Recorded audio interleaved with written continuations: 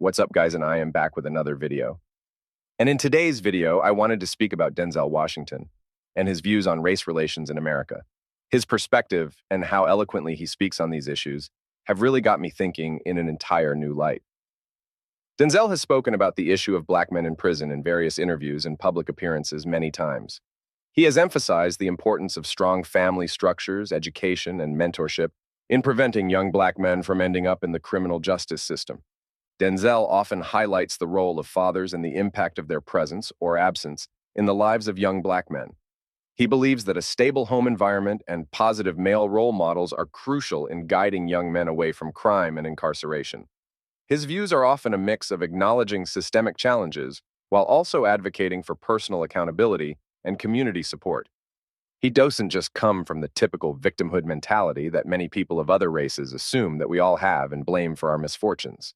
Now, I saw an interview that took place a few years back where Denzel was asked from a correspondent by the name of Nicholas Balassi about the status of race relations under President Barack Obama.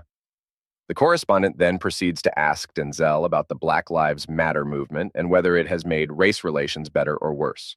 I want to just ask you, though, about the issue of race relations, because the film touches upon that.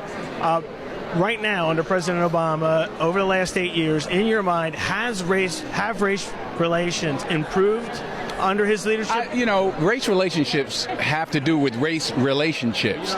You're white or whatever you are, I'm black or whatever I am. We're standing here talking now. That's how we get things done. You can't legislate love. The President of the United States can't legislate us into liking each other. We have to step forward and ask questions about each other and engage. There's no law that says, oh, because I'm president, you all got to get along now. So it's up to us. And there's been so many protests in America, especially during the election. Black Lives Matter movement, for example, and those issues. Has that movement in particular, the Black Lives Matter movement, helped race relations or not in America? Well, listen, we live in America. And in America, we have the freedom to express ourselves.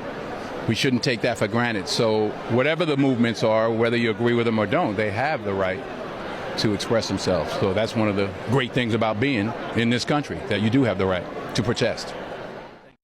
You could tell that the correspondent wanted Denzel to blame the system and be the typical black male victim.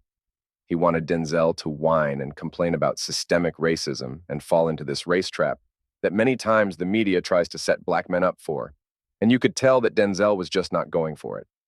Now, as you can see, Denzel is not one of the standard black men who have this victim mentality.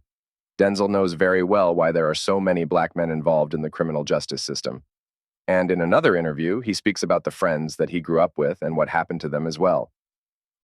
It was something I read where you talked about your people from Mount Vernon saying that, like they've done like 40 years in the penitentiary together. Mm-hmm, mm-hmm. So, and, incarceration rates in America has been a problem, especially as opposed to minorities.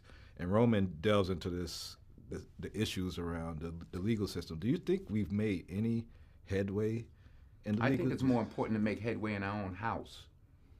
By the time the system comes into play, the damage is done. They're not locking up 7-year-olds. Yeah. I was in Chicago a couple of 3-4 weeks ago, and we saw these little kids on bikes with masks on the side of their head, like 5 or 6 of them. And the driver said, yeah, they're little yummies. I said, who? He said, little yummies. Look up, Google Lil Yummy. Lil Yummy was an 11-year-old murderer. Wow. And you look at his picture, you'll see the headshot of him, and he's like this. And he got murdered at 11 by a 14-year-old. Wow. Who's doing life now, and a 16-year-old.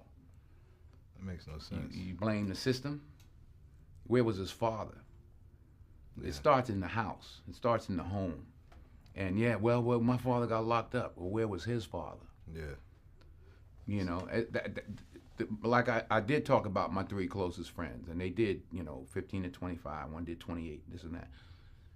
I was the only one of the 3 that had a father in my life, even though my parents were together. But I still had a father who was a gentle man and a good example, and they didn't. We can blame the system if we want, but they didn't lock any of us up at 7. Yeah. We were all doing enough to get locked up at 13. My parents sent me in another direction. They didn't have anybody to help them, and they kept doing what they was doing. So, as you can see in the interview, Denzel spoke about the need for fathers to be present in their children's lives, stressing that the absence of a father figure can lead to negative outcomes. He has consistently pointed out that while systemic issues play a role, individual and community responsibility are also critical in addressing these problems.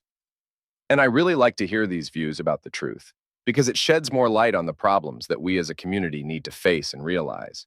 But let me know what you guys think down below in the comments section, and I will catch you guys in the next video.